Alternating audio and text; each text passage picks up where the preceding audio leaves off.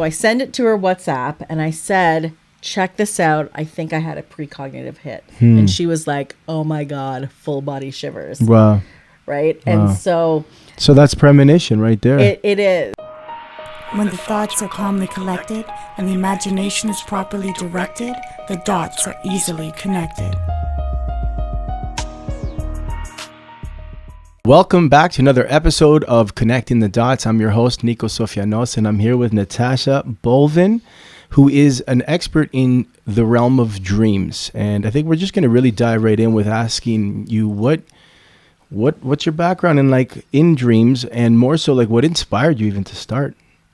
So, it's actually a lifetime story, to be honest. I grew up in a family of people that dream recall. So Caribbean background, Indo-Caribbean Canadian. And I think that just the culture, dreaming is something that's talked about. Did so-and-so visit you when someone has passed? Or even when we woke up out of, Saturday morning and Sunday morning slumbers, we would, my dad would walk out. He's like, I had this dream. My mom would be like, oh, and I saw this flash and then the window.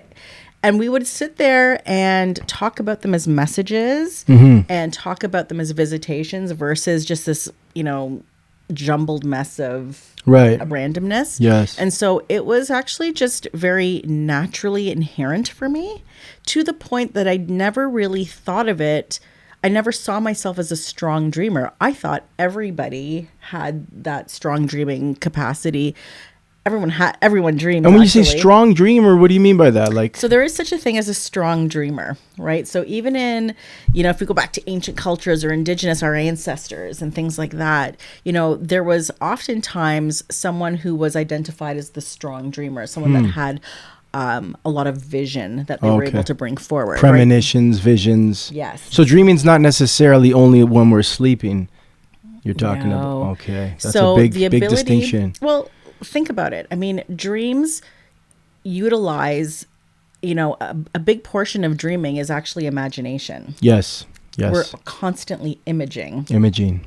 Right? What's the etymology again? Imaging, imagination. I can't remember what it represents, but imaging is essentially what it is. What it is. And so we're constantly seeing these images that are coming in, and dreams, even in our nocturnal state, they use imagination. People aren't just dreaming sequences. Sometimes you do. Sometimes you have repressed memories that come forth. I've had those. But your dreams employ a lot of imagination. So whether you are daydreaming, receiving a vision, a download, in fact, even in biblical times, actually, in Old Testament, the name for visions and dreams were actually the same. They're the same. So for visions and dreams, yes. Interesting. So it's actually what's the word they use there? Because I know Moses has the vision, the premonition. There's Noah, right, in the ark. I'm going to butcher it. It's in the Judaic in the Torah, actually. I think it's called Chalum. So it's Chalum. And so the word is actually the same. It's interchangeable with visions and dreams. There were prophetic dreams, even in Genesis, for example, where a significant amount of dreaming, were talked about. And so, which would make sense, because Genesis meaning to create. Yes. Genesis is the beginning, the genesis of things. And so that's a great point that you bring up, because everything begins with a dream. Yes, exactly. With an image. Everything has. Exactly. And over the years and centuries and thousands of years, it has been dampened down, and we have become numb to the power of dreams. The meaning, the power, the symbolism, the importance. I agree. Absolutely. I agree. So it's like a cultural thing. It's like it's a familial. It's like you grew up and these were important to you guys and your family. That's amazing. Yeah. So we were doing, dream circles without even actually knowing that we were doing them. And dream it wasn't circles. Yeah. So a lot of elaborate. Dream groups. So I was recently in a conference in the Netherlands, as I told you, the International Association for the Study of Dreams. And so having dream circles where people are dream sharing is quite a normal thing in those circles, but in cultures, especially in indigenous cultures, dream sharing is a thing. Is a thing. It's just like coming together and masterminding. It's Those images, recalling and interpreting each other's dreams, kind of like all. Well, and I'm sure obviously I wasn't there, but the way that we do that now is we never want to impose on someone else's dream. We never want to impose meaning on it. The frame that we come from is always, if this were my dream. So if you preface that.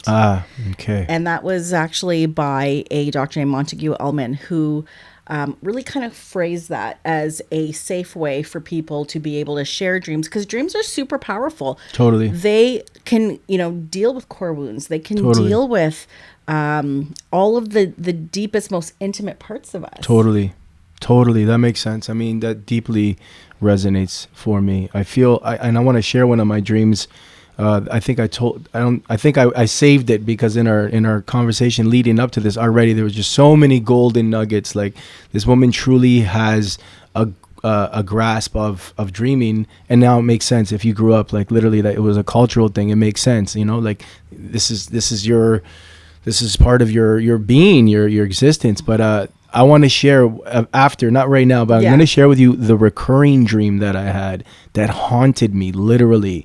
Absolutely. I'm excited to hear it. Yeah. And to continue on to, because, I grew up with it. My cousin still remembers dreams that I've shared with her as well. So it, definitely have some prophetic dreams that happened as a child. I shared this at a large retreat last year, Dream Camp, in front of, I was giving a talk, and, I had my giant spaceship, dream, and where, my cousin validates it. She goes, I remember, because I was probably 11. And so you dreamed this from 11 and you continued to, it's a recurring dream as well? It's not a recurring dream. But it's a dream you had back then that I can still see today. Wow. Okay. And the thing is that, it was so big. The spaceship was so big, and the lights and the blinky and everything like that. And I remember seeing that. Now, I remember seeing the big, bright light, and I remember walking up to it.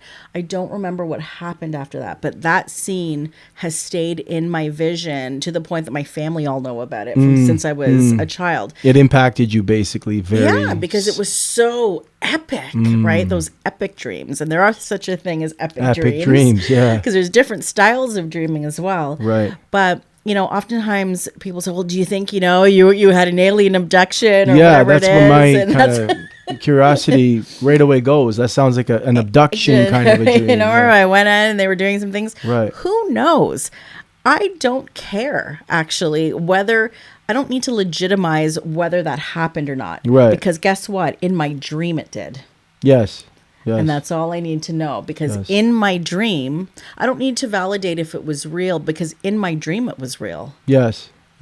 And Einstein talks about that. Like, even in religion, they say even just the thought of, another man's woman, it's like it's equally as sinful, whether the act ever happens or not. If it happened in your mind, it happens just as real in some dimension as it were to happen here physically. And I think his imagination is the preview of life's forthcoming attractions is one of Einstein's. Ooh, I love that. Yeah, one of Einstein's quotes that I often I'm gonna look that one up. Recite. Yeah, I love Einstein as a scientist because he was a spiritual scientist. Yes. And like Nikola Tesla, again, spiritual scientist. So for me, it's like you're using the whole brain, not just the left brain, analytical, scientific facts, figures part, but like the intuition, imagination, which to me, these are the divine faculties. And as an artist, okay, my skills and my know-how of using instruments and technology is a big part of how I create. But the ultimate part is, like you just said, it starts with the image. It starts with the vision. And I think there's clairaudience, is it called? Like there's different ways of having a dream, right? Is hearing. Is the ears, right? Oral. And clairvoyance, obviously, that psychic, that eye, Third things eye. like that. But, there's clairsentience, like clear feeling. Sentience is like, it just appears in your mind. It's feeling. Or feel, sentience, sensual. Yeah. Yes. Claircognizant is the one where you just know without knowing how you know. Yeah, that's the one. I was thinking of that one. Yeah. And I think that's the thing. That's the beauty of dreams is, you can go to sleep every night and literally have a psychedelic experience without anything, because without any medicines and without anything, because you are having you are feeling, sensing, and noticing all of these images and things like that are happening within that space. And there's different styles of dreaming. There's different here's the thing, like every single person on the planet at some point has been perplexed with a problem, couldn't figure it out, went to bed and woke up with clarity. Right. Yeah. Why aren't we using our dreams? And going back to Einstein, he said that you can't solve the problem on the same level of consciousness that it was created. So if it's created in our physical, dimension here, then it can't be necessarily solved here. However, in the dream realm, and isn't this what kind of people are trying to do when they're meditating? Isn't meditation a form of saying, I welcome the answer without the answer, so to speak, like without not contemplating and trying to figure it out, but meditating, like allowing it to appear in a way that you may not remember, but it's there? Is meditation and dream? That's my question, basically. Are they kind of similar, or can they relate? Think, for me personally, and kind of going back to my background a bit, I've been practicing, transcendental meditation for 20 years. I was trained and initiated. 20 years. Define transcendental meditation. Well, it's a very specific style of meditation and very focused style of meditation. What are you focusing on? Is it like mantras? Mantras. Okay. Okay. Mainly. But I actually kind of, fell into a few different styles. So, for example, I was initiated in 2007 into Kriya Yoga system of meditation. Kriya. And Kriya Yoga, so... it means breath, right? Kriya. Yes. And a lot of people... Well, I think, there's Kriyas, and then there's prana, which prana, is... the chi, life force. And all of those kinds of things. So that's more like prana is like what we're moving when we're doing asanas and yoga. People have pranayama breathing and things like that. Pranayama, yes. With Kriya, we're kind of going through the chakras, over and over and over again. And that one was made popular by the infamous book, Autobiography of a Yogi. Yes, that's right. That one I was initiated into by the current Paramahansa back in 2007. And then I also did meditation back in the day with like tones and binaural for a long time. So I do believe 1000% that has had and I didn't do it consciously at that time. It's now that I've stepped into, being a dreamwork guide that I'm now kind of looking backwards and going, you know what? Like looking at the connections of the things I was even into. Right. That kind of led me to it all makes sense now. Yeah. And so hindsight's 2020. And when you look at, like how you've arrived to where you have arrived, there are no coincidences, only God incidences. Like it's like now everything just makes perfect sense. And so stepping into this role is actually really recent for me. So it's kind of like me coming out from the shadows. I can relate to that.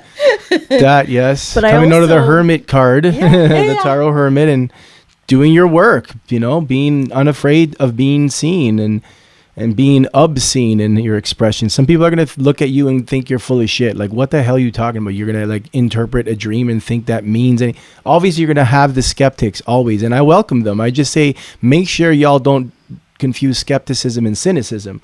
You know what I mean? Skepticism is really questioning with a desire to know, and go outside what you do know. So it's like, it's not ignorance, it's ignorance, and recognizing with humility. So you're questioning though, because you need more, information. But then cynicism is like the people who I feel like they've already concluded and they're just like, you're full of shit.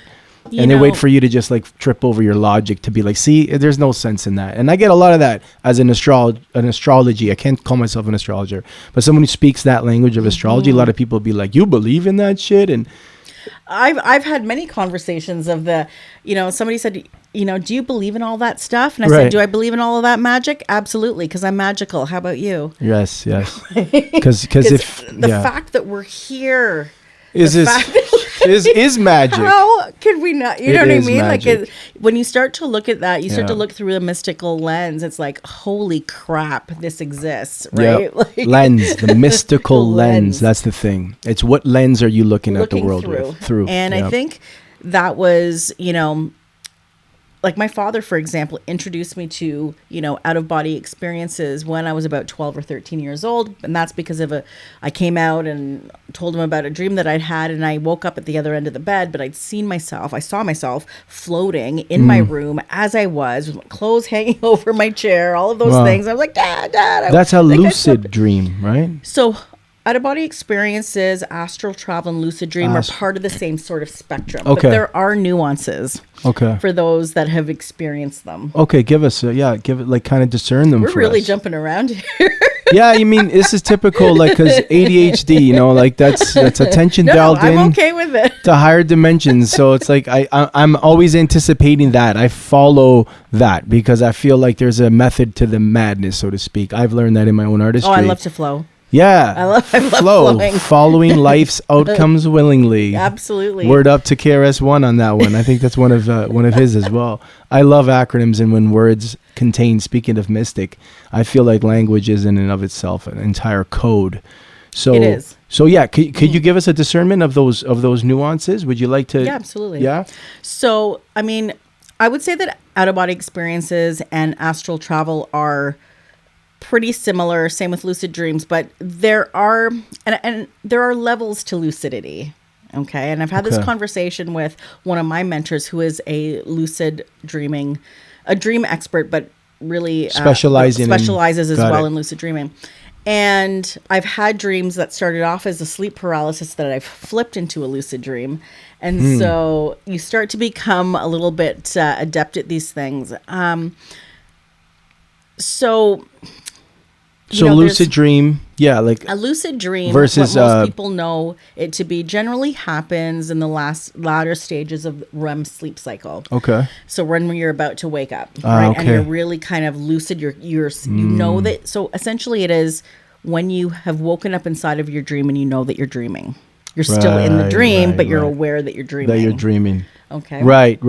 Which for me, I've experienced that. Usually, it's a horror dream that I'm waking up to, and be like, okay, thank God, at least this is a dream. Mm-hmm. But I still can't get out because I realize I have to watch it play out. There's something is trying to show me something. That, at least how I've interpreted it. Is that perhaps our higher self, or do you believe there's actual like other entities that are involved? I know this is a whole other. This is going far out in left field now, but do you believe that the dreaming is all having to do with our own selves, or do you feel there's like extra dimensional, perhaps entities that come in and, show us things? At the end of the day, I think all possibilities exist in the dream world. In the dream world, because I also believe that dreams itself is a place where you can also access the quantum, and the quantum is multiple. Infinite possibilities. That are happening. So do you believe that there's entities that exist beyond the physical, like metaphysical entities that are messing with our perception in good ways and in bad ways? Would you agree with that? Yes. I believe that. Like the whole concept of angels and demons, I believe like they're just like there's like the ants down there. Like we're ants to something up there kind of thing. Just because we can't see it doesn't mean it doesn't exist. Exactly. And if we apply the Hermetic principle of correspondence, as above, so below, right? The fractal nature of things, the macro and micro, then it's got to be, there's got to be some other forces above us that are also governing and guiding, just like we do with our cats and dogs and our loved ones. You know what I mean? Like our loved animals and pets and such. So, okay. So yeah, then the realm, which he talked about, Einstein, going back to imagination, which he proved what time and space, his calculations were all about, like they're one. And if they are one, then that which we're dreaming happens somewhere, right? How can we take, what kind of practices can we use to actually make our dreams kind of like work for us or help us or do something for us? So, I mean, I think it's number one. We'll go back to the word discernment. So I'm going to use dreams as an acronym. Okay. Okay. Discernment. I love acronyms. Okay, so Discernment. the thing is, dreams are a neutral zone. meaning that there's no such thing actually as a bad dream. Dreams are all, if you take the position of dreams are always here to help me, then you'll actually be able to look at the dream in a way that even if it's dark and ominous, it allows you to interact with the dream in a way that will serve you positively. Right. It'll also allow you to see more. I believe that when you are open, you'll start to experience greater. And I know this because I've experienced it. And once, and there's many people that I've worked with who they start to panic, right? Because you've got this level of lucidity in the dream, and suddenly you're like, and then people want to kick out of it really quickly, or they're trying to wake themselves up, or they feel constrained because they're trying to wake up and they can't. So then you've got sleep paralysis that kind of comes into it. That's what that is. And then it's like, oh my gosh, right? When you say working with people, are you actually like there with them as they're sleeping? Have you ever done that? Or you're just interpreting? Well, I work with people in terms of doing dream work with them. So right now with clients, for example, we... and I was doing this morning. So we go into their dream and we use something called active imagination, which is what Carl Jung really, utilized. I think he coined that term. Active imagination. He used active imagination. And so we use that. So we enter the dream. And you're doing this consciously. Yeah, together. We're doing this consciously, closed eyes. And then we start to go into, and this is something that, going back to my background, I'm currently studying with Dr. Leslie Ellis, who's a world-renowned, probably the world-renowned expert on nightmares, PTSD. So I'm doing embodied experiential dream work. And so we're actually using something called felt sense, which was coined by Dr. Eugene Genlin. And so it's like, we're in your body. Did you it's feel very it? Embodied. Yes, and yes. so we start to go into the characters. We go back into the dream, but now we're going to, with my guidance, interact. Yes. And, and use active imagination. Right. In parallel with the dream that you have. Right. Okay. And you can actually retrieve messages. You start to see things and remember things in the dream that you didn't see before. Right. And you can also do something called dream forwarding, which is dreaming the dream forward. So, and what's that? And this is where, to answer your question, which is, how can we make our dreams work for us and things like that. So that's like for our audience, really like what can they messages from that, right? What do you, in that moment, what's your felt sense about what that character was trying to tell you? Right. Right. So writing this down, writing this out, or even speaking it. Shit. Well, the thing is, the way to start remembering your dreams is to actually start writing some things down, because you've got a window that starts to, it's fleeting, right? It fleets so quick, man. By breakfast, you've already forgotten. If you haven't if you haven't woken up and wrote it down, then it's like literally gone. It fleets so fast. It's so elusive, which is like the fish. You can't catch a fish and hold a fish, which, funny enough, the fish in astrology is Pisces, and it's like Pisces rules the imagination. It's the verb, I believe.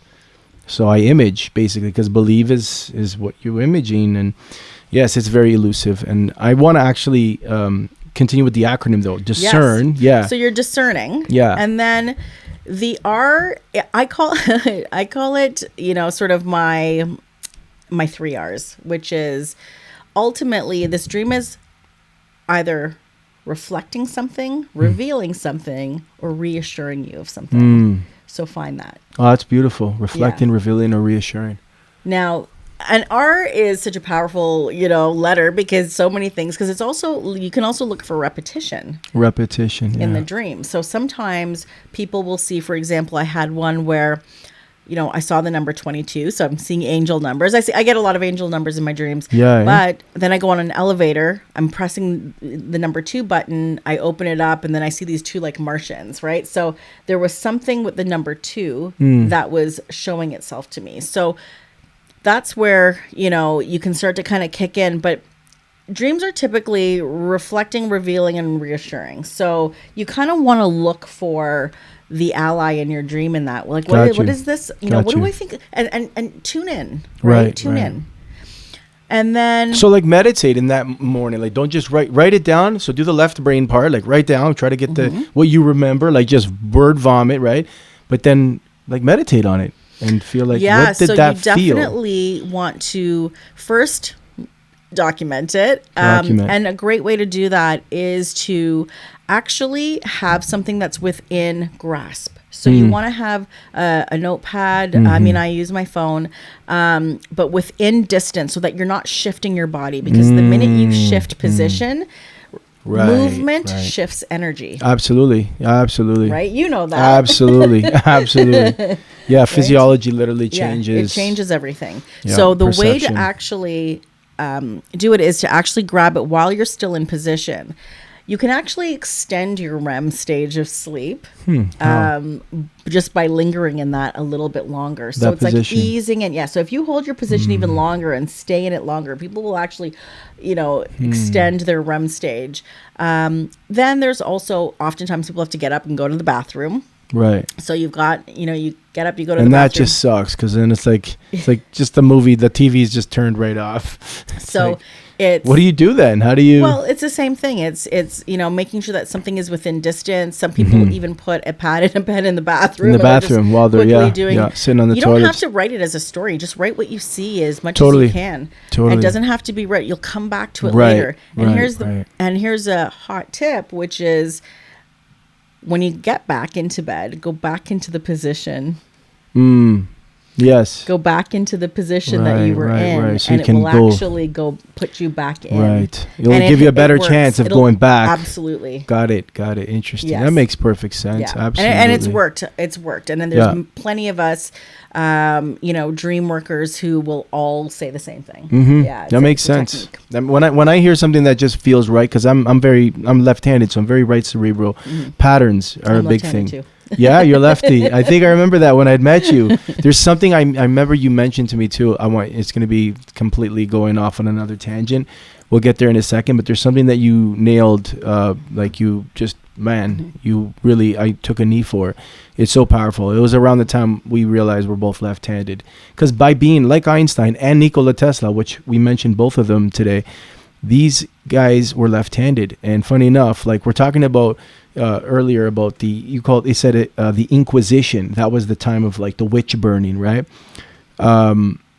I feel 100%, maybe with Moon and Scorpio, if you can even confirm it sometimes astrologically. I've seen astrologers describe specifically, they're like, oh yeah, that's witch burning, because Scorpio rules the occult, and you were likely one of these witch kind of people, man or woman, high priest though, that if you were speaking this stuff, you're in big trouble, because this is real true power, and in the wrong hands, it ends up becoming like the Hitlers of the world, you know what I mean? The cult leaders and tyrants, really.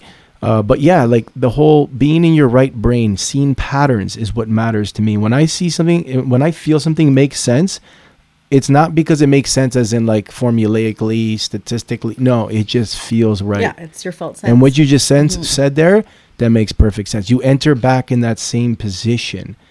And this is probably why asanas are the way they are. And an asana, yoga, it's a yoga posture, is very specific. It's like in Kung Fu, you have different forms based on animals, but there's a whole mythological story around that one posture. And just like we have archetypes in astrology, perhaps it's the same idea. Like when you enter that style or archetype, you're going through that portal. And you're exploring that. That's powerful, man. That's really cool. So you have a dream journal, and how long have you been documenting? So I started dream journaling in 2003. Okay. Yeah. So since then, now Yeah. 20 That's when 20 years. I started interpreting it, like actually. Wow. Yeah. I started having very prophetic dreams. That was the year of my Saturn return. So at that time period, and it was just like super. They were epic, epic dreams. Like, What is your Saturn in astrologically? Your natal chart? I can't remember. I am a Capricorn. Your sun is in Capricorn. My sun is in Capricorn. Which is ruled, actually, Saturn rules Capricorn. Yeah, But what I is still your know. Saturn in? Do you remember No. the planet? I'll I have have to it look here. back. I'm curious because when your Saturn returns, in my case, it's in Libra. For me, I had to deal with the law. Are you doing Vedic? No, this is Western. Because Western is in it back in your own sign.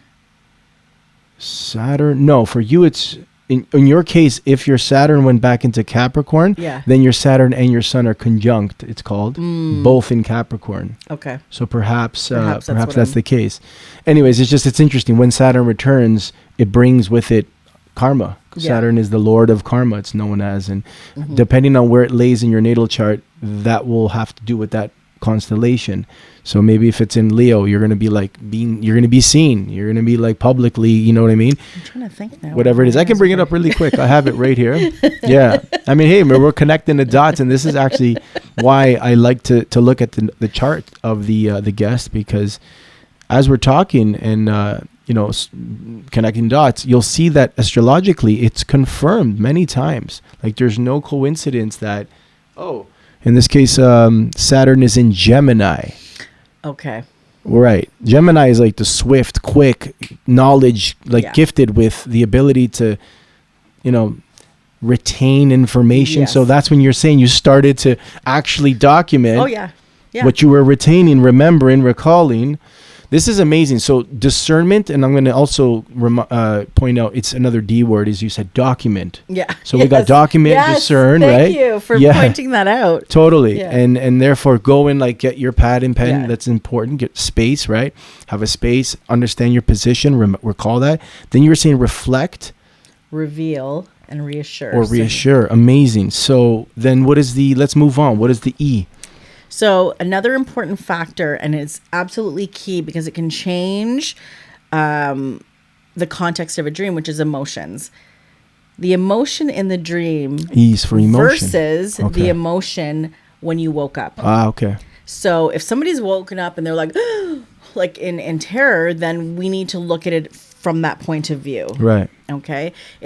I've had dreams where it's ominous, but then I woke up and I was like, but I was fine. Okay, so now I'm going to look at the dream through that particular lens. Right. It's not a dream that is, alerting me to something. There's no sort of warning dream there. It's almost trying to tell you, it's actually demystifying something. Rather than like, oh my God, you're waking up, you're like, oh shit, I'm fine. So basically the revealing part, I'm hearing it's the more you reveal, bringing light to something, the less you fear. So I guess in some way, higher self through our dreams is maybe trying to help us fear less. Yes. So we can create more. Self. And so that's why I said, the D is discernment, because when you realize that dreams are a neutral zone, they are, if you come at it from that end, you will open yourself up to way more. And so a perfect example of that would be a dream where I saw a black waterfall, a raging black waterfall. The water was black. Oh, wow. Now, interesting. Anybody would be like, whoa. Yeah. Right? And it was raging. And I was like in my living room, but then I'm seeing this waterfall, and then my fridge and my couch want to go over. But the dream was in black and white. And as the items are to go over the waterfall, I see that they're chained and they're not going to go over. And so when I woke up, I was like, okay, but I feel fine. But that was black waterfall, so I should be. And then I was like, and for me, how I embraced that was the feeling of overwhelm that was going on in my waking life. So now I'm relating it back to what is alive for me in my life. Right. And I go, I'm dealing with a lot of overwhelm, but it was chained. Everything was held in place and I was okay. And the dream was in black and white, which was unique for me. And I'm like, there's a contrast here. It's overwhelm and the resilience to handle it. Yes. Right? Because I was fine when I woke up. Yes, exactly. That makes sense. That you're fully equipped with everything you need. As long as you can breathe. That's my mantra. One of my Fit Hop mantras. We sing them at the end of every workshop. I got everything I need as long as I can breathe. I got everything I need to achieve what I believe. And that's it. It's as simple as that. We repeat it, stomp, clap. We get everyone in the mix, And at the end, I ask them, I'm like, all right, what do you believe you can achieve? And then we go into that, because it's just that, just sharing, daring to share, especially in a group setting, what you believe that you can achieve, and then having everyone in the group affirm it, I think is a huge. Is that part of what the dream? I was gonna say the dream. That sounds like a dream circle to me, because that's trippy. Wow. It goes back to that. You're sharing with safety. Yes, yes. And sharing with safety in the room. No one's saying that didn't happen. You have no naysayers. No, because they all embrace that everything is possible because I saw this in my dream. Yes, it's affirming, going back to that reaffirming, and now doing that with multiple, because all we are as human beings are transmitters and receivers, right, of cosmic energy. So if you have multiple people, it's like logarithmic. It's not just 1 + 1 = 2. When we're doing that kind of work in the group, it's like 1 + 1 = 300, 600.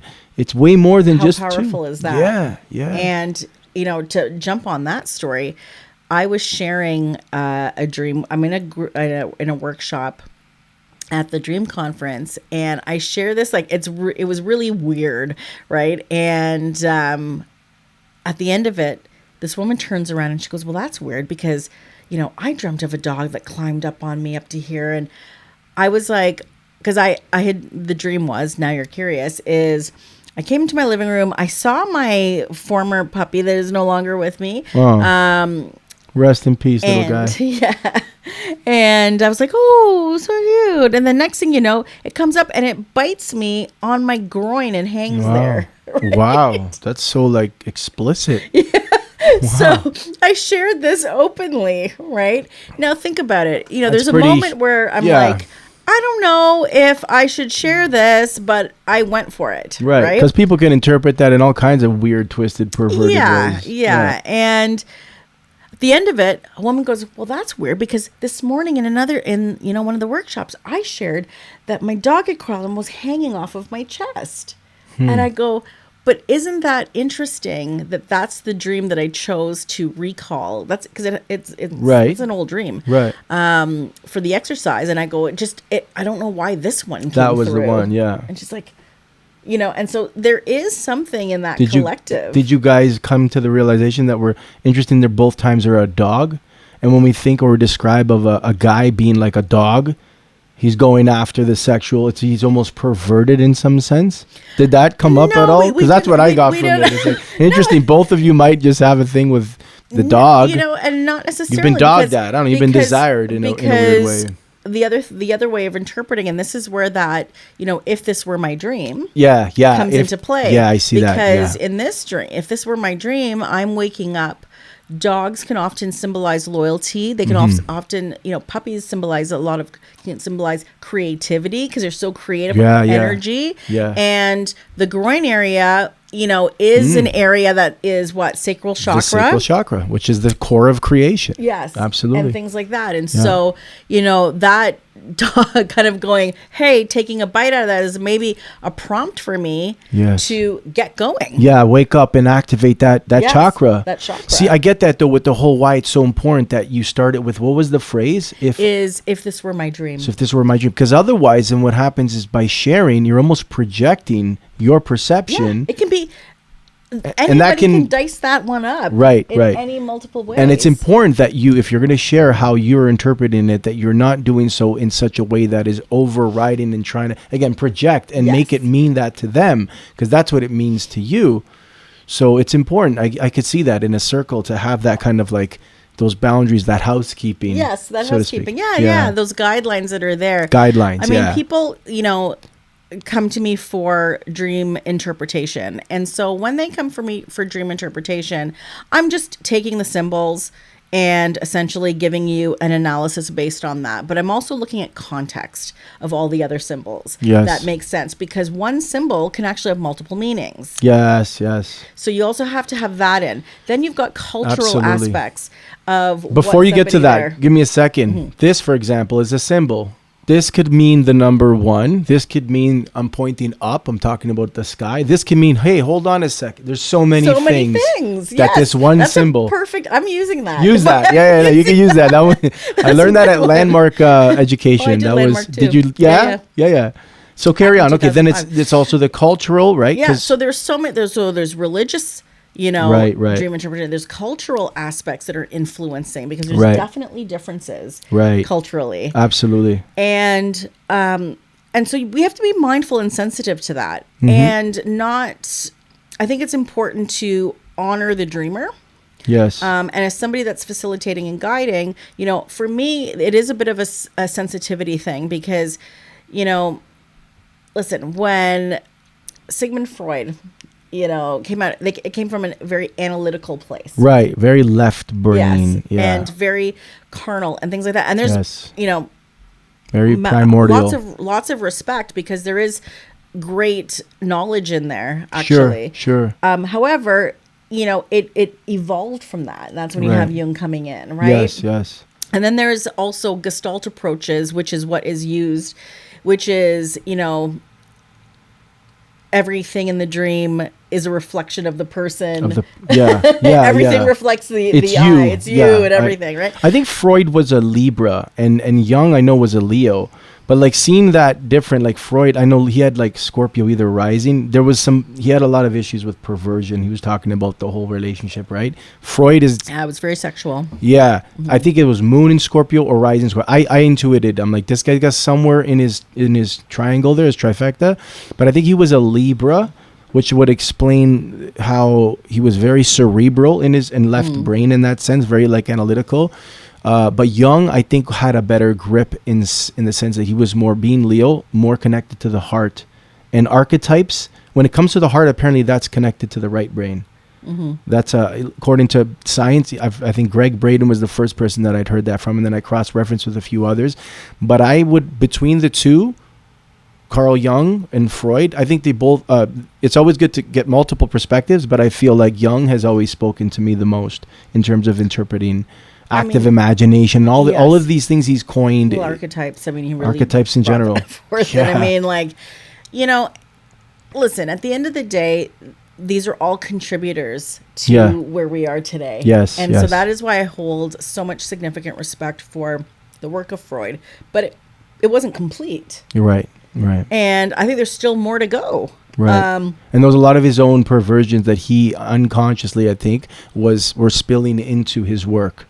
And you know what? That is also definitely something that kind of exists within all of us. And that's why it's important to create those safeties and guidelines. Yes, exactly. Because we're all projecting. Yes. We are all behaving based on a collection of experiences and all of the things, and even our ancestors and all of the things that make us who we are. Right. So no doubt about that. But I think, dream work too also has, it was actually Freud that coined the term dream work. Okay. And so, there's multiple facets.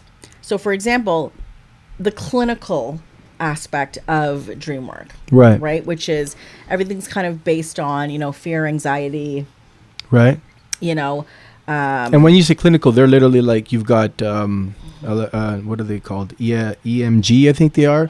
And they're like looking at where in the brain. The electroencephalogram, which is, but not necessarily, that's not what I'm meaning. I'm meaning it's using a more clinical approach to psychotherapy. Okay, to collect data, actually, And it's often grounded in feelings of, dread, but, more so anxiety, depression, all of those kinds of things. And so people are taking a clinical approach to dream work. Right. Then there is, and that's more analytical, I would say. I mean, I think the approach has evolved when you've got, Jungian, therapy and all of those things, which is symbolism and the use of symbolism. And all of those things. That takes on a whole other story arc of the collective consciousness and things like that he also brought forward. I really look at things from also a mystical point of view. So I think that there is far more, than we even understand when I think about, going back to lucid dreaming and astral travel. Oh my God, that realm. I haven't even been able to touch. I won't touch that with a 10-foot pole. Something that scares me, but I just believe like that is you have to be. It's just like a martial artist. You can't pretend you're a black belt when you just started throwing punches. Well, I think it's something that with practice. And not just practicing, it's actually opening yourself up. And that's why that discernment component and feeling that safety, you're going to wake up. You're going to be fine. You're going to be held. Totally. It's going to be okay. And as you build up your own sort of psychic grid and emotional grid and all of those things, you can actually expand into those things. Astral travel is another thing that I really think is a cool thing, but it's separate. It feels different because in that one, I'm not just hovering, but I can actually feel my subtle body separate. And anyone that's done it has astral travel. I can feel it's like, oh, and then I used to be like, whoa, and then I'd kick out like of it. A threshold after which you just, but I can feel it like rising out of me, and you're completely lucid for that one.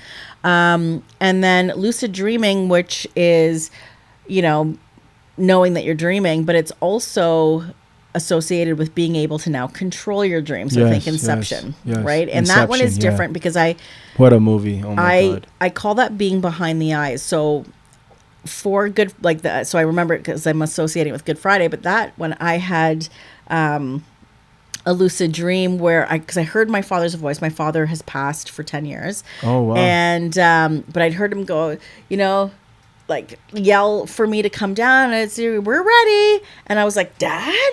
But I had launched myself at that time. When I launched myself, I launched out and I floated through my door. And I was like, and then in my brain, I was like, oh shit, wait a second. I'm in my lucid dream. So now I'm like, whew, like I'm trying to just stay in it.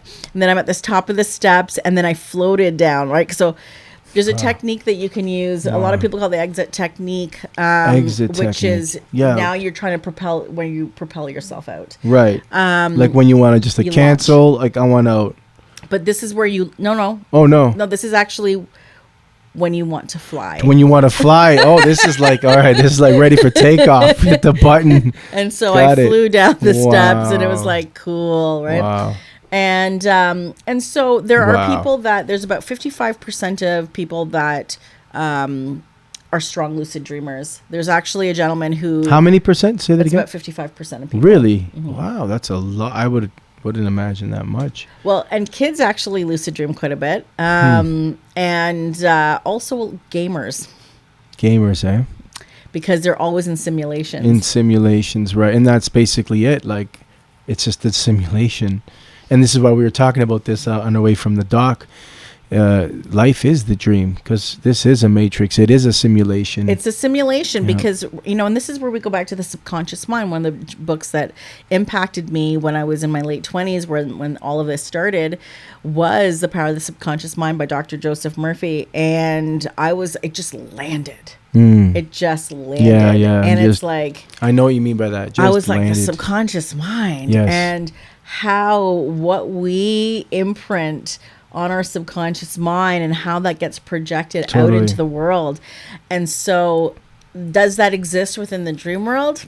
For sure. Oh, yeah. For sure. Oh, yeah. And when you talk about the subconscious mind, I want to share with the audience, this is something that landed for me, is when, I don't know who it was that said it, what book, where I got it from. I always say, never mind who said it, as long as you get it. You know what I mean? Like, that's what matters. Because it's been said many times, nothing is new under the sun, by many people in many different ways, paraphrased, you know what I mean? But it was the idea that the subconscious is like the rudder of the ship. And no matter where we point our sails, that's our like cognitive, like conscious mind, it's actually the rudder, the subconscious, that's steering and pointing the direction of our ship. In this sea. And the sea, the idea of the sea is the ocean is, again, it's in astrology, it's mutable. Water is Pisces. It's the last sign of the whole zodiac 12 constellation cycle. And it's really the baptismal waters, if you think of it biblically as well. So it's like we are in this ocean. And I actually, just right here on this lake, I remember one point I was looking, like I was lying down on the board and I could see all the ripples. And what came through was, what are you streaming? What are you dreaming? Because that's what's becoming the reality. Like, and now we call it streaming. So essentially, we are affecting what we're creating based on what we're streaming, because that continues and it goes deeper into the subconscious, and then we're dreaming. But I actually think there's even a higher level to it. So I think that there's the superconscious, and I think that there is another level of tapping into it. Because when we get, for example, I had a precognitive dream, pretty recent, and I've had precognitive dreams. Precognitive, what does that mean by pre? So to qualify for a precognitive dream is that you dream of something that, you're seeing something before it happens. Before it happens, got it. And in order for it to qualify, you have to have told it to someone, said, shared it with someone and documented it in order for that. Got it. Because the thing is, you won't know that you're having a precognitive dream until after it happens in real life. Right. And so recently, for example, I spoke to a friend that you would know. I don't want to share it because I haven't given him permission, but no worries. We hadn't spoken since early April because we're just busy with our lives and things like that. We're close friends. Anyways, but we had things, I was traveling, so on and so forth. We spoke, was it last week or the week before? And so she shared a detail about something that was very, very specific. Anyway, next day, I'm looking for a dream that I had that had nothing to do with her, but I was looking for a dream that I was prompted by someone else. So I'm looking for this tidal wave dream that I had. Someone had shared that they had a tidal wave dream. I'm like, oh, I had a plan. I'm looking through my archives and trying to find it. And then I land on a dream that I had May 23rd, which I emailed to myself to make sure that I wouldn't lose it at 9:04 a.m. Now, I just spoke to her last week.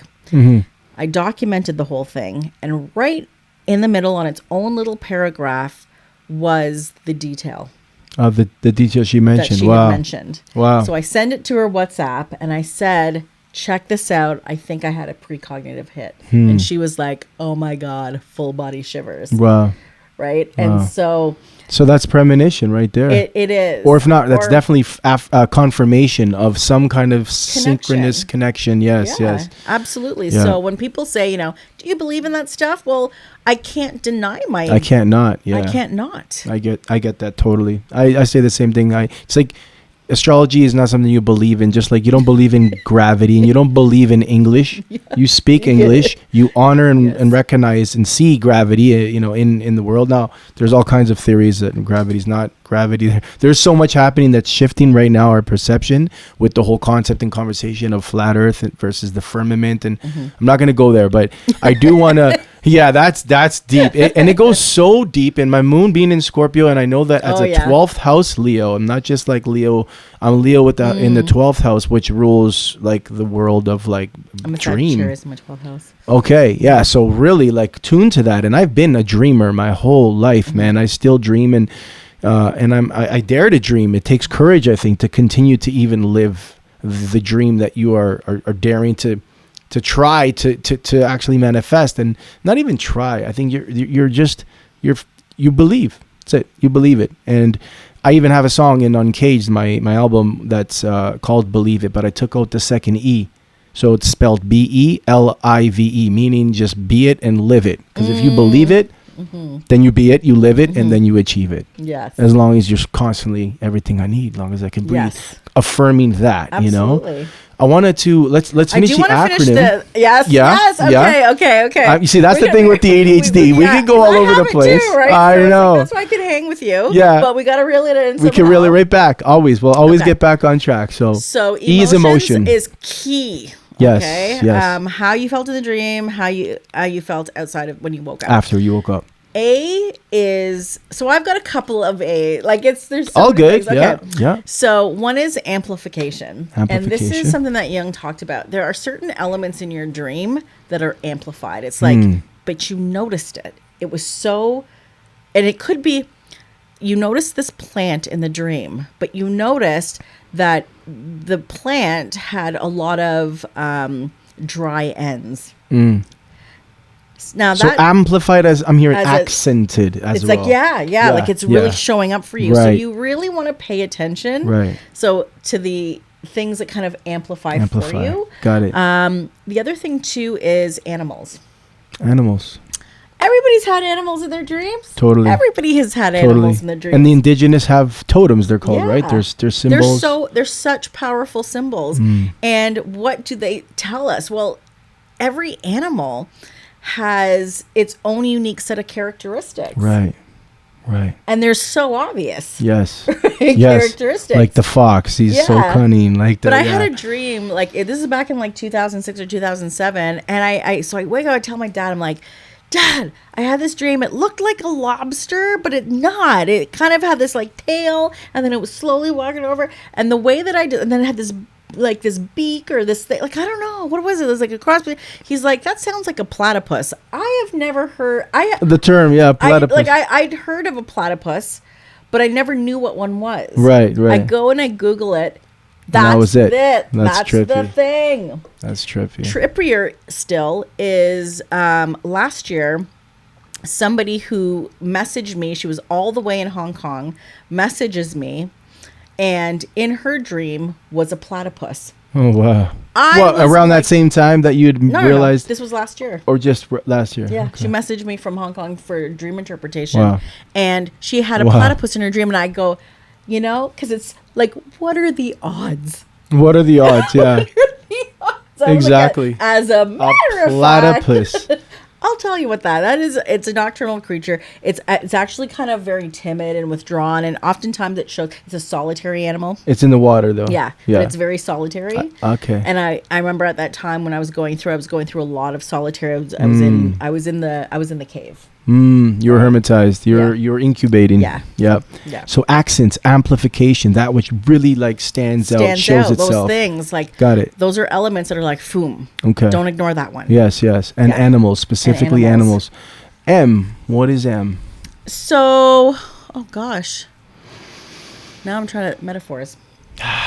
So that didn't take you long. It's just the ADHD brain has to be like, please wait while I loading. I did this, a couple months ago because I did this for a couple of groups, but it's because we're so in the zone right now. We're so in the flow. Can I just for a moment, just take a moment? Like, this is great.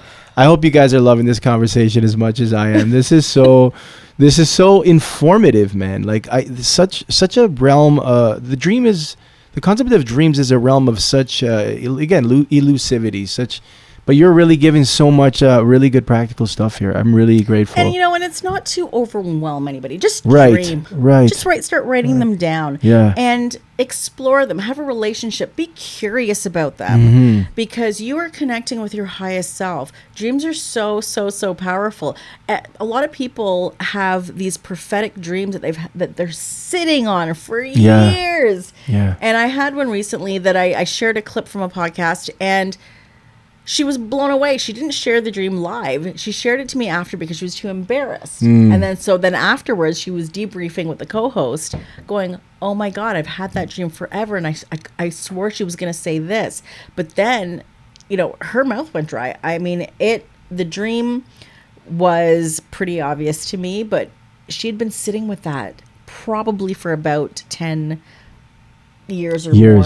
Yeah. And so now, being so impacted, guess what? She is going to look at her dreams a little bit differently now. Yeah. And that is what my mission is. Yeah. Is to inspire that. Exactly. Look deeper. I had somebody else who, she was like, oh, she's constant, like she's waking up tired because she's always having these like freaky, nightmarish, just uncomfortable dreams.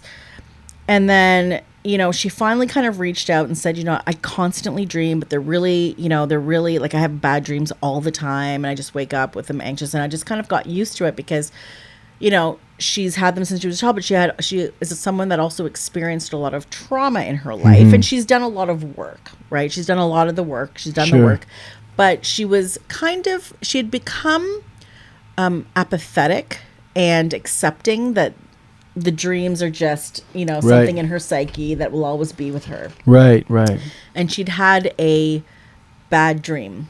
And in that dream, we did a dreamwork session, and it was totally opposite. The dream actually had so many positive. Bad. No. Yeah. And in fact, it was just her framing it. It was just the way she was framing it. Well, this is interesting because I'm going to share now with you what I've been wanting to metaphor. You said, right? That was the last one. So dream metaphor. Sometimes I add an S. So the sometimes S there's an S. What's the S? I love the S. Also too, but no sequence. And so when you're writing the dream out, just write down the symbols. But when you get back to it, put it in the order in which you saw it, because then the story starts to emerge. Okay, got you. So sequence the symbols. Yeah. Because that's another S word, symbols. Yeah. I've got an S on my chest. That's literally, my last name is Sofianos. Yeah. Sophia. I have the logo from Spartan Productions that literally I describe what this logo means, the symbols, the signs, the fact that we're students. Like it's a whole, I'll share it with you. You would appreciate it. And I think going back to when I met you and really connected with you, it was at a mutual friends event that I will totally promote for anyone who's like within our circle. Holler at me. It's called Kids of the Summer. It's a beautiful event. I've been at one. Again, I know it's like a closed container, so I'm not going to mention any names. I'm not going to say anything beyond that. But that's where we met. We met celebrating this person's birthday, and it was in the spirit of music. Mm-hmm. And for me, that has been the realm in which dream, the meta, becomes physical. Mm-hmm. And that's what I'm in the business. And I say business, not like business as in like business to make money, but I'm in the business of making dreams realities as a producer of music. And for me, the biggest dream to become a reality was to be and step foot in a studio where people of the likes of Michael Jackson and you know what I mean, Bono and all these kind of guys. And I did manifest that, and I did actually, you know, I've facilitated, or I've provided that manifestation of that dream for a lot of other people who share that dream. Because a lot of people who sing, it's like it's the ultimate thing to be in a studio where real hits were recorded and mixed. So yeah, man, like a huge part of my process when I started making beats, producing, like recording and sequencing, funny enough, that's the word we call when we're making beats. Instead of playing video games, it was a period of time that I was equally as addicted that gamers are to their video games, but to making beats. And I had my studio at the foot of my bed, and I would literally hear beats in my dreams. I'd hear them in my dreams, and they would recurringly come up over and over and over until I would wake up and make the damn beat. And oftentimes I was waking up between 3 and 4 a.m. That was so trippy, man. It's like literally like the beat wouldn't go away unless I woke up, and because I literally like wake up, turn the, you know what I mean, and just start making it. And I've got a couple of them. I'll actually link them in this episode, because these are, you'll hear them. They're deep and mystical, very Scorpio moon kind of beats, very alchemical though, because they're mystical, but they're also like triumphant. There's this like thing that happens musically. And that's, to me, making the dream come true. It's making something that was dark and mystical and you didn't know how you're going to do it, to like actually like not even having to prove it, because you just live it. And that's that chorus. I believe it because I be it. I live it in every single moment. I can't achieve it because I can see it. I dream it. In my heart I know it. And that's the whole thing. Like that. It's like I believe it so much. I see it every day. And thus I achieve it. And for the music, powerful. Yeah, man, to be able to like make my own beats, not worry whether I'm going to be signed to the big label so I can end up in a big studio, but actually having created the studio myself and fulfill that process and pay that forward is the most important thing to me, man. It really is. Like seeing, especially with kids and the youth, my daughter's 9 years old and she's on that mic, and it's like, wow, I wish I had that. Right. But this is the purpose of evolution. This is the purpose of our existence, is to provide, you know, what we desired, but without doing it, like Carl Jung said, the most detrimental thing to a child is their parents' unlived and fulfilled dreams. Yes. So doing it in a way that doesn't require them to be into it, but like provide them with the opportunity, because oftentimes as youth, that's when we are dreaming the most. That's when we're... Talk about it. Just be open about it. Yeah, that's when we're uninhibited. You can dream so large. It's just that as we grow older, like we start that peripheral starts to become so much more tunneled to what's reality, as we call it. Yes. Mortgages and all these other things that... I won't even go into the etymology of the word mortgage. If you... mort, engage, it's like a pledge to death. It's like, you know, and that's what becomes our sort of like... Our focus, but like staying in that realm in the subconscious, stay magical, open. Yeah. So a recurring one for me, and I want to hear what your interpretation was. And it haunted me, and it was recurring till the age of about 12 years old. Started at about maybe 6 or 7. It was, I'm like aware that I'm at a table. I know I'm wearing an apron because I can see down, and what I'm doing is I'm polishing or washing a dish. I think I'm drying the dish because there's no sink. And then I realized that there's a stack of dishes. And then I realized there's a stack and more stacks. And then I realized, like, the next dimension, that these stacks go up to, like, they fade to black. There's an infinite amount of these stacks now going horizontally and then going vertically. And then it keeps on, like, zooming out to the point that I'm looking at myself from, like, Jupiter on Earth. And I see the planet is, like, propagating spherically with infinite rows of plates. And, oh my goodness. And then I'm just like, the anxiety is unbelievable. And then I have to do all of this. That's the feeling. How am I going to do all of these? And that haunted me literally from 6 years old right to, I think it was 20.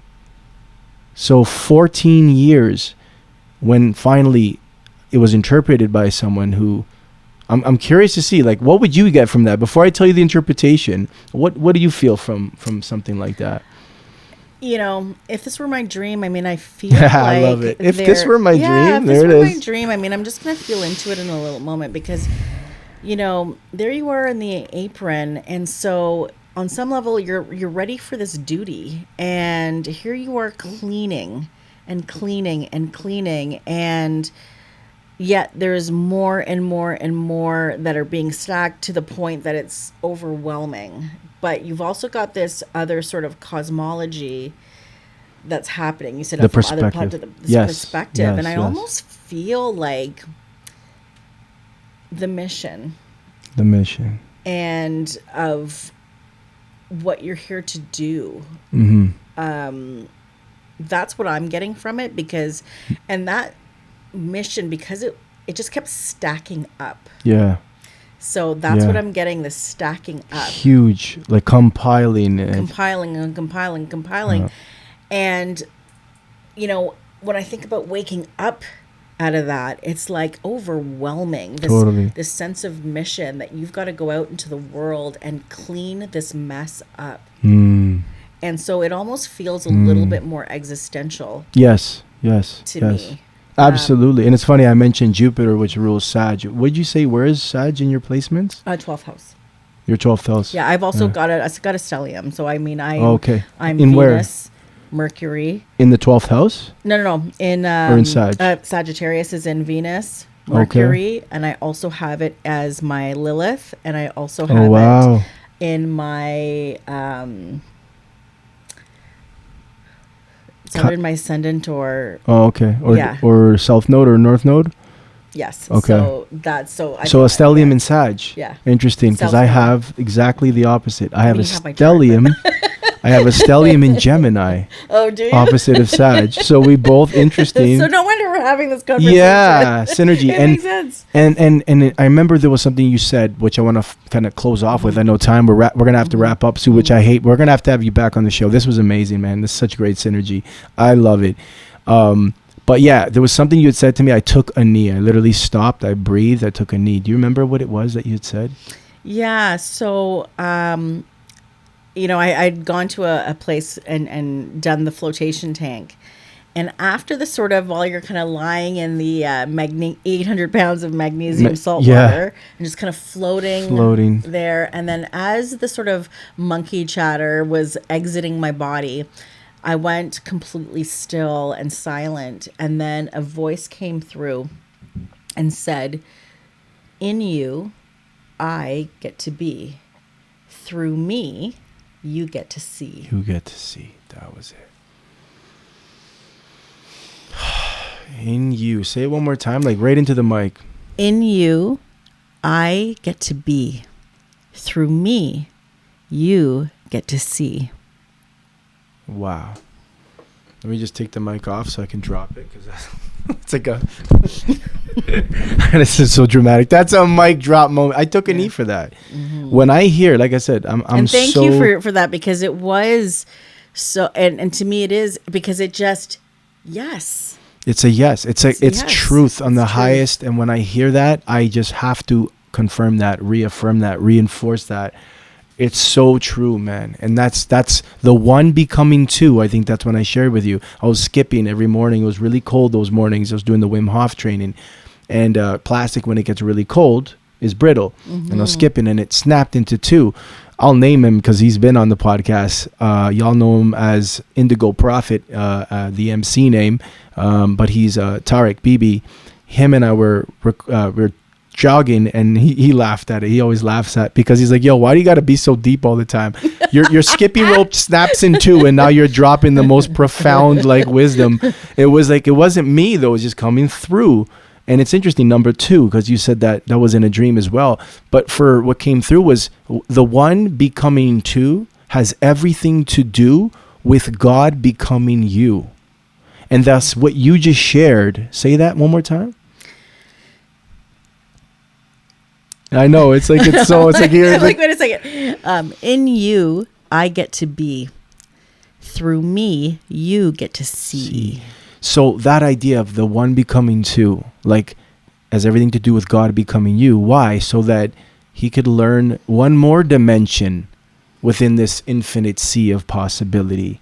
Because if there is only a singularity, and now we're going to go deep into the existential aspect, because it was rectified for me from when this woman explained to me very simply about the plates. The way she saw it was like, oh, Nico, that's a very simple one.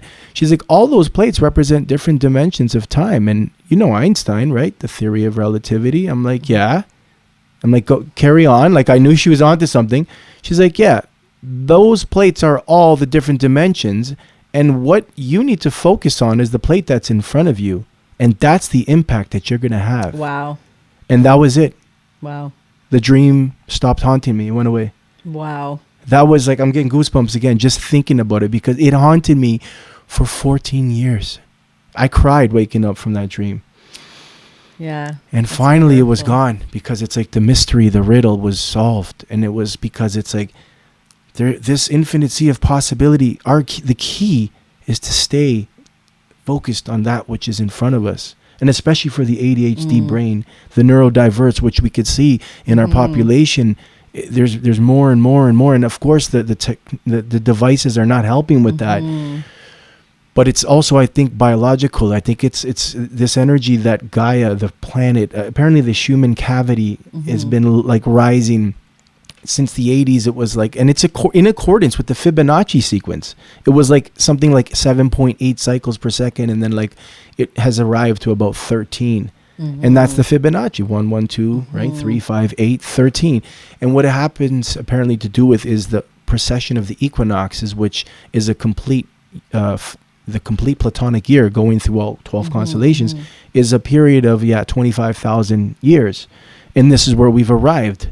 The age of Aquarius. It's not just that it's a new age. This is the age that now represents the completion of an entire Platonic or great year. The ancients called it a great year. So what's happened? The planet has leveled up in its spiritual energy, and thus biologically everything that's on it is experiencing this same transcendental evolutionary step.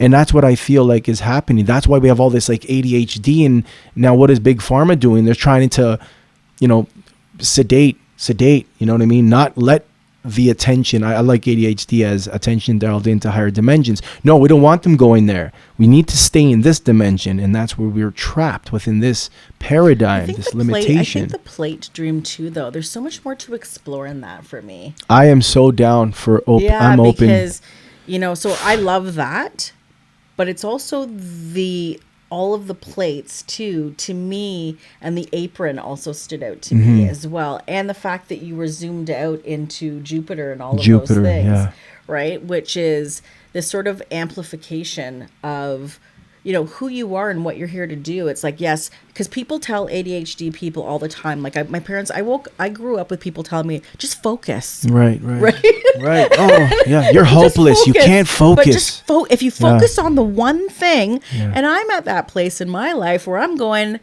I can juggle all the things. I can do all the things. And I'm not meant to focus on one thing. No. Because I'm so multidimensional. Right. Let me play into that. Right. And not be afraid of that. Right. Because that's so limiting. Like, why would I just do one? It's like plain small. It's like it's not serving. It's not living into. Time, that analogy, I think, served you. Yes. So I think she was absolutely Yes. right in that moment. Yes. But I'm listening to our own conversation now. Right.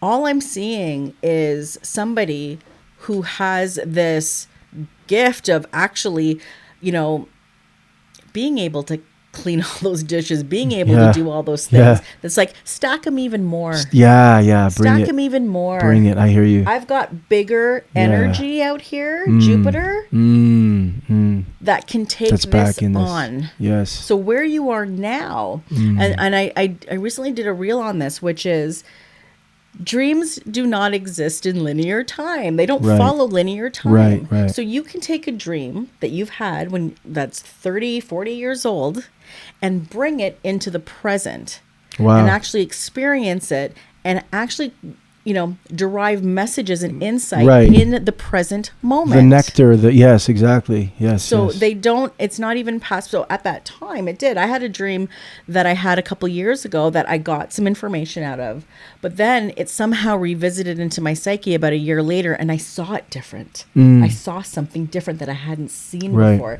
because at that time, who I was experiencing that dream was different. Yes. So you can revisit, even 30 years ago, you can revisit that same dream. Yes. Yeah, because now you're a different person, a different human being. Because that's what this is. This is like we're a spiritual being having a human experience, and the human is in a linear realm, and it's ever changing. It's like, again, the Scorpio moon part of me knows that you have to constantly welcome death, because if a snake doesn't shed its skin, it dies. Yeah. So living is surrendering constantly to the ego death, meaning whatever you're attached to. By ego, I think of the attachments, the identities, because I'm a Leo sun ascendant, Leo and sun and ascendant. So like double Leo, all this Leo energy, but then with moon and Scorpio, to remember that don't get too identified with any identity. And that's what I constantly, growing up, I was always looking for, and hip hop really spoke to me because hip hop was about teaching us how to really own who we are. You know what I mean? And then the key now I can see in hindsight 2020 is own who you are, but then be just equally ready to throw that out and welcome in the next, because who you are, like you said, is multidimensional. Is It's infinite. multidimensional. And It's so unlimited. that resonates absolutely. And then we look at it from, a different lens or a different point of perspective or who we are. Right? Yeah. Maybe we don't even look at it as a self-centric. What did this mean for me? Maybe you ask the dream, what do you have for me? What information do you have for me? And then stay silent, meditate, Like receive. meditation, receive. Yes. Right? And so there's so many ways. In fact, one of the teachers who's been a dream worker for a long time at the conference, she actually wrote a book based on one dream, which shows 55 different methods of working with the dream. Wow. Based on one dream. Her name is Wow. Victoria Rabineau. So I will give her a shout out because Wow. she blew my socks off. We did a writing exercise. It was amazing. Cool. So we did a creative writing exercise. This So was creativity is another angle to Absolutely. tap into, right? Absolutely. But it was, so her thing is, you can just have one dream and Right. slice and dice that Right, and work right. with that in many different ways. Maybe I'll Totally. just work with that one element. What about, because something that stands out for me actually a lot with you sharing your dream, and thank you, Yeah, is my the pleasure. apron. It's like you're Apron. ready. Yeah. Right? And Service. So, Service. you're ready to serve. A life of the You're highest prepared. purpose, right, is to be of service. Your dharma, isn't that what our spiritual purpose is? To be of service in some way, and perhaps that's what it is. And don't be afraid of it, right? Like all those things Yeah. stacking up. It's like, Bring it. bring it. I mean, when you right? say that with that attitude and energy, I hear Leonidas. If you watch the Mm. movie 300, about the 300 Spartans, his famous words in the statue there is in Sparti back home is "Molon lave." He said, "Come take them." Basically, bring it. When Bring they it. said surrender, you know what I mean, and let us rule Sparti, because the Persian Empire was trying to. Xerxes was the king who was trying Watch to. that. Yeah, it's a very Yeah. powerful historical piece for humanity, because it's not about Greeks even in Persians. It's about human beings that were so united that fought for the good fight. They dared to die on their feet rather than live on their knees, and that was the most honorable thing they could do. But Leonidas, which some say was the son of Hercules, he was so courageous, very lion-like, and Leo is in his name. Leonidas. My dog was named Hercules. Oh yeah, it's amazing. Yeah, Hercules who wore the lion, right? The lion that he maimed. But yeah, man, like he said, come take them. Yeah. Even though they said there were thousands of Persian soldiers. Could have been overwhelmed, but guess what? He's like, bring it. Bring it. Because I'm not, even if I die on this battlefield, what is it? The soul of man is immortal, right? I think it's Socrates, he goes. The soul of the man is immortal. So even if you die physically, even not to mention that we have the ego deaths and have to let go. But even if you were to physically die here, I am so aware, and that's a whole separate conversation for another sit down because we're kind of coming to the end of our. But I'm so aware that no, it doesn't end here in this physical death. It is absolutely like ongoing and ongoing. And if you have the courage as a soul to return to this plane, to this classroom called Earth, then wow, like good on you, because not a lot of souls dare come down here because they get trapped down here. This is designed to keep us trapped. And if you haven't seen it's called watch this one with Tarek, actually, I just named him. It's called WTH. What the fuck is soul recycling? And he talks about that. I never heard of that term. When he broke that all down, I was like, whoa, okay, that makes sense. No wonder they call this galaxy the wheel of karma. The wheel, because you just get trapped in it. And I think in Tarot, that's the wheel of fortune. The Wheel of Fortune, I mean, people talk about it in Sanskrit as samsara, right? Samsara, which is, doesn't that mean like illusion? Samsara? What is samsara? No, samsara is also the wheel, right? The perpetual wheel. Got it. But it's the cycle. It can also be the cycle of rebirth, right? So we're always, yes. So it's recycling. Recycling, yes. So we're always kind of rebirthing in that. And, but people can trap themselves in that cycle, right? Yes, as well. So anyways. If you stay within the limited mind, which is why, going back to the importance of dreaming, dare to dream. Dare to dream. It takes courage. And then furthermore, document. Oh, there's another D. Yeah. Discern, document, dare, to really dive deeper into, you know what I'm saying? The whatever was trying to reveal itself. What was it? So reveal, reflect, reassure. Or reassure. Repeat. Repeat, right? We've also got emotions. So that you can feel something that maybe it feels icky, but you get to wake up from and recognize it's just icky in it when you're looking at it from inside out. But you can just wake up from at any moment and recognize this. You don't have to have that emotion. It's just an emotion. It passes. Energy and emotion. You don't have to have a judgment about it. Yeah. Yeah. And then amplification in animals. Accents. Yeah, paying attention to what's amplified so that you can understand the metaphor. Yeah. Wow. Mm-hmm. Thank you so much for joining. I know you took a trek to come out here, but because you're geographically close enough, I'm like, no, this is not a Zoom call. You're coming in the studio. And cheers. I don't have any left. What do you think of these electrolytes? I love them. Yeah? Yeah. I'm going to put you in touch. Shout outs to Shanuza. Great products, proteins, electrolytes, glutamine, all that stuff. It has been a slice. Yeah. Thank you so much. This was fun. Yeah. We'll have her back. All night. Like it's indeed. So, easily. We'll have you back on the show though, for sure. I always wrap with this, remembering that when the mind is calmly collected and the imagination's properly directed, the dots are easily connected. I'm your host, Nico Sofianos. Remember who you are.